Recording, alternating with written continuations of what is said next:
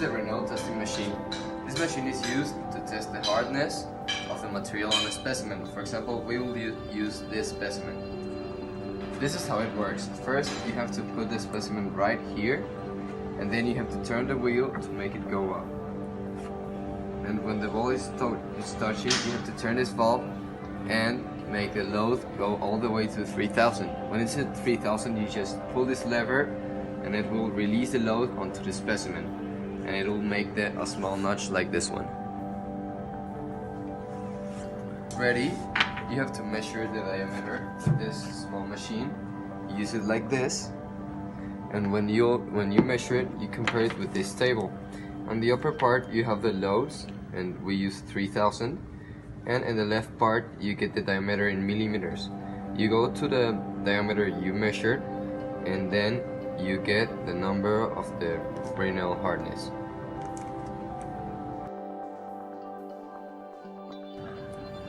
Now this is a Rockwell type testing machine, the hardness machine. So first you have to put your specimen here,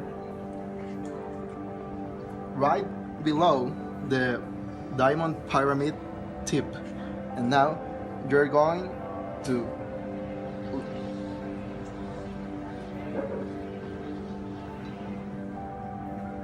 raise this platform until the little pointer point right here in the black dot. And now once it is pointing in the black dot, you have to set your 0. Now the next step, you have to push this lever to release the weight. Now you have to wait until the pointer stops.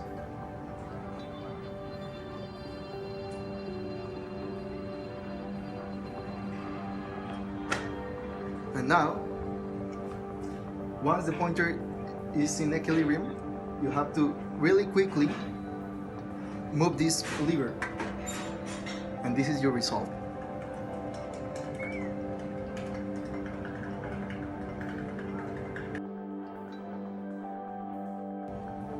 Now I'm gonna explain the Vickers machine for hardness testing. And since it's a kind of different machine from the other ones, we cannot use this kind of specimen, so we're gonna change for this kind of specimens, the ones that we used in experiments before. So first we have to place this specimen right over here, and after that we have to look for the place that we're gonna use it for the hardness test. We have to focus in right here, and after we have to move it for the identor. You have to hear the click so it can work. After that we have to check if the time is correct. It's going to be 15 seconds, so it's okay.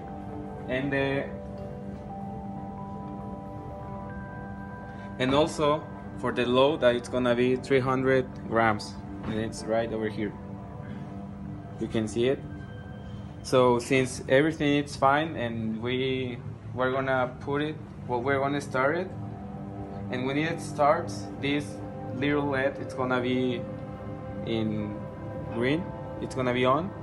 So we have to wait for 15 seconds, and when this is off, we have to check it. And I don't know if you can see it with this camera, but we're gonna have. After we have the seconds and the load defined, we have to push this button, the start button, and the little LED will turn on in green. So we wait for the machine to work for 15 seconds, and when it's done, we have to look for to measure the diagonals of the materials. So for this, we have to use this machine, this thing, and first we have to look, and it's gonna be like two little lines over here. So we have to move it until the shape that it's made from the pyramid over here, and we have to measure. We have to put both lines to the ends of the diagonal, horizontal and vertical, and we have to move it. These little lines over here, the red ones, this red one worth it's 25, and we have to move it to fit with both ends. So for example, the one we made it right now, it worth 25 plus 15, so it's gonna be, sorry, this one plus 15, so it's gonna be 35 for vertical and diagonal too, it's the same. So after that we have to look for we have to look the main difference between these machines, it's like, for example, the mechanics. This is completely a mechanic hard testing. You just have to release the weight, and the tip is going to notch this material, and now you got your result here, and you got the final result here.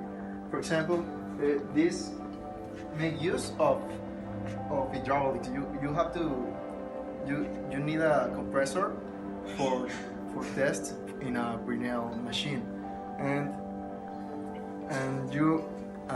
also you have to make use of some equations to get the final results. It's a little more, you have to use more time to get the final result. And in beakers, you also have to figure out the final result with an equation, and this is like mechanic and also electronic mechanics. And in my recommendation, the best machine for a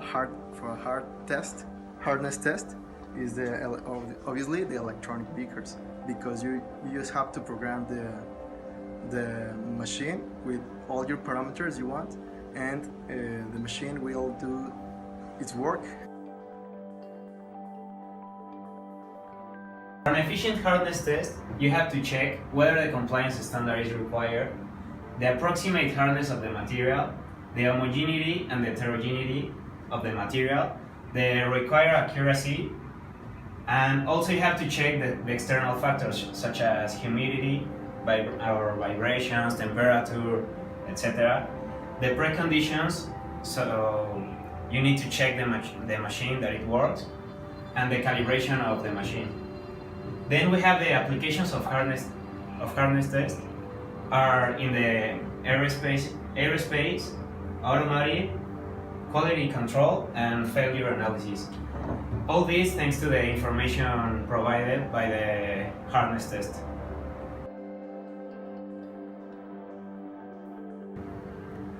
The Rockwell hardness test has many applications and many limitations as well. With different type of ball heads, you can measure different type of materials. In here I placed 3 examples. The hardest type of material we use is the diamond ball.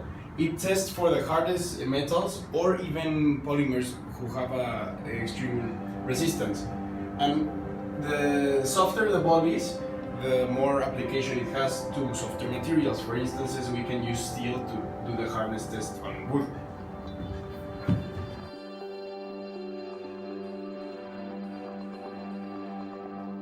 In the specific case of steel, there's a direct relation between the ultimate tensile strength and the Brinell hardness. Here in the graph we can see that this is a correlation between a 500 relation. So if you take the Brinell hardness of steel 1045, for instance, which in this case is 163, and multiply it by 500, you get 81,500 psis. According to the tables of the UTS of the same steel, it's 565 megapascals, which if you turn to psis, it's 81,000.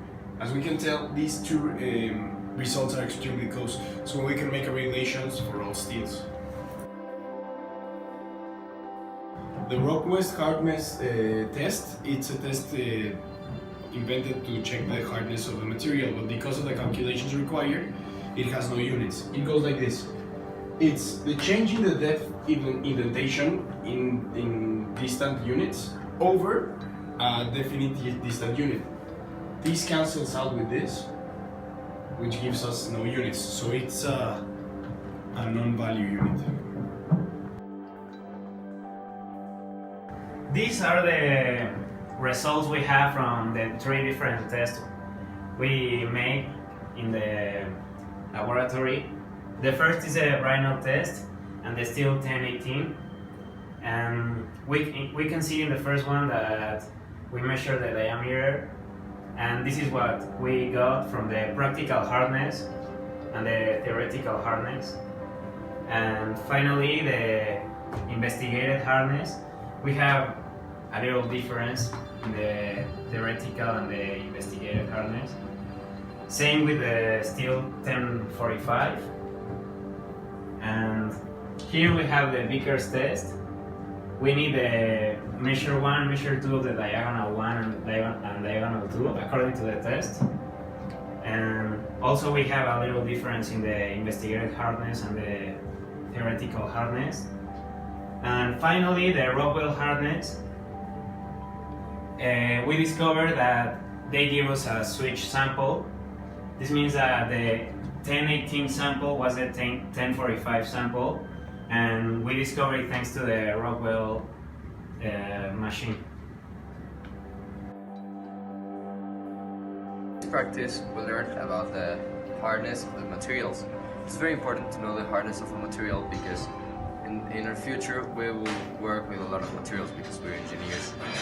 And we have to select the kind of material that is right for the application we're looking for. For example, if we're making like a big building, we have to know the properties of each type of steel and know which steel we will use for the building we're making. Personally, my favorite machine was the Rockwell. Why? Because this is totally mechanic, and I trust. I think this is very reliable mechanic process to figure out the perfect values of materials. For example, this machine have some variations. For example, this is a C Rockwell machine. If you want to test a softer material, you will need to use an F Rockwell machine. And if you need to test a very hard material, you will need an A Rockwell machine. So, in my thinking, in my mind, the best process to figure out an engineering value is the total mechanics process. This practice was really useful for me because I get to know the meaning of hardness, that is the resistance of a material when a load is applied onto it, and that we used different machines like the Grinnell, Rockwell and the Vickers, and that they work different, but it has the same objective, all of them, that it's to measure the hardness of the material. And with these kind of experiments we can know how the materials work.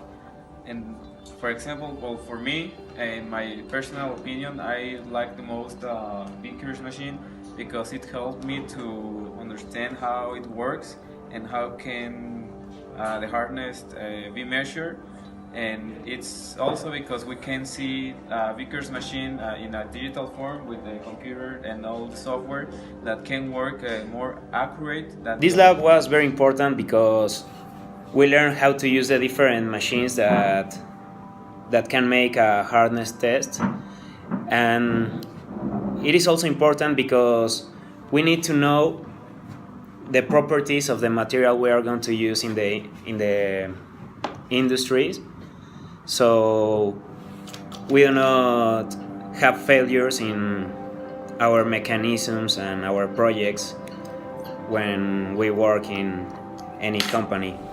This lab was really important because we got to test the different hardnesses in the lab. It was also really cool because we got to teach and learn through our teammates and our classmates.